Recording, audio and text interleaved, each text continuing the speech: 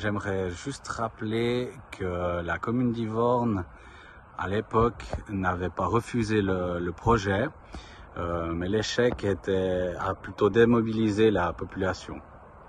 Et actuellement, aucun projet de fusion n'est en cours.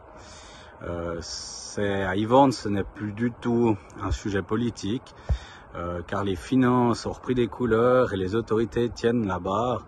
Ce sont deux éléments qui comptent parmi la stabilité d'une commune et pour la confiance populaire dans l'institution. Nos habitants craignent en outre d'être noyés dans une entité qui pourrait compter jusqu'à 25 000 habitants, si l'on croit les simulations faites il y a 2 ans sur l'initiative de la commune d'Aigle. Ils craignent de perdre en proximité et en qualité de vie. Mais malgré tout, si un projet devait voir le jour, sous l'influence des cantons par exemple, il serait important que ce projet parte de la base, donc du peuple, et non des syndics, ce qui avait été reproché à l'époque, et ce serait une des conditions de sa réussite. Il faut également voir quelle marge de manœuvre financière laisseront aux communes la taille de la nôtre les futures modalités d'application de la nouvelle péréquation intercommunale vaudoise.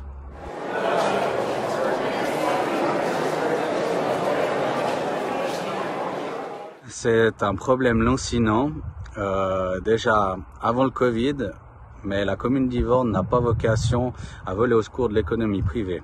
Elle doit se gérer elle-même. Il y a des mesures cantonales de promotion, telles que Swiss Wine Promotion, qui s'active aussi de son côté sur le plan national pour stimuler la consommation de vins indigènes. C'est au fond une question un peu de civisme. Une bouteille de vin étranger bu, c'est une bouteille de vin suisse restée pleine. Et puis, on ne peut pas d'un côté applaudir une initiative comme le Dry January et pas de l'autre se lamenter du marasme vitivinicole. Ces questions intéressent également la commune, qui est propriétaire de 6,4 hectares de vignes et qui doit aussi assurer ses propres débouchés. Réflexion en cours sur le modèle culturel, œnologique et commercial actuel. Privilégier la vente en bouteille.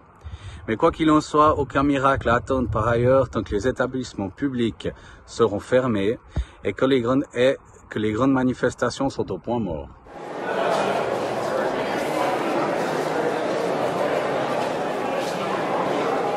Évidemment, la mobilité. Donc, ce serait voir comment et à quel prix on pourrait raccorder notre village au réseau Mobi Chablais. Et donc la mobilité individuelle aussi, encore et toujours envahissante au centre du village, au détriment de la sécurité des piétons et de la convivialité. Ensuite, un des autres points, c'est le patrimoine immobilier qui est vieillissant à Yvorne, dont il faudrait planifier la rénovation avec un œil sur les bénéfices énergétiques à en tirer. Et pour finir, un autre point, c'est le réseau d'approvisionnement en eau, dont il faudrait poursuivre l'optimisation puisque notre commune a la chance de bénéficier d'eau en quantité et propre. C'est un des enjeux de la société.